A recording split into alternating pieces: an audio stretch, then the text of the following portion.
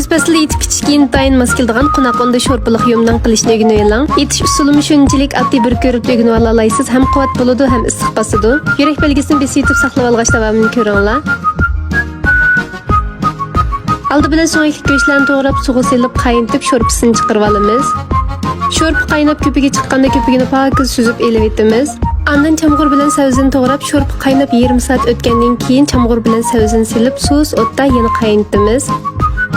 Bir piyola qo'noq uniga 20 piyola oq un aralashtirib ozroq tuz silib changroq qilib xamir yo'g'irib olsak bo'ladi.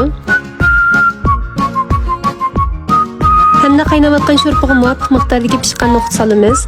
Andan bir baş piyozni mayda sag'artib elib olamiz. Piyozdan oshgan mayg'ili ushchoq to'g'ralgan pomidor, samsak hamda ko'klarni silib pomidor qiyami tayyorlab olamiz. Andan xamirni filmda ko'rsatilgandek yeyib kesamiz. Do'stlar, ko'rib mishay kapslar qo'shmaganlar qo'shinglar. Har kun sizlar uchun yangilik mazmunlarni tayyorlashga tirishyapmiz. Qozondagi sho'rpaning tuz ta'mini tetib, cho'pni solamiz. Hamda pomidor qiyam bilan sag'artib olgan piyozni silib, 2-3 minutgacha qaynatib, ko'ksay silib iste'mol qilsak bo'ladi. Do'stlar, bugungi mazmunni yoqtirgan bo'lsanglar, inkos rayonigacha yaqinlarni avatib qo'ygan bo'lsanglar, qo'llag'iningizga rahmat.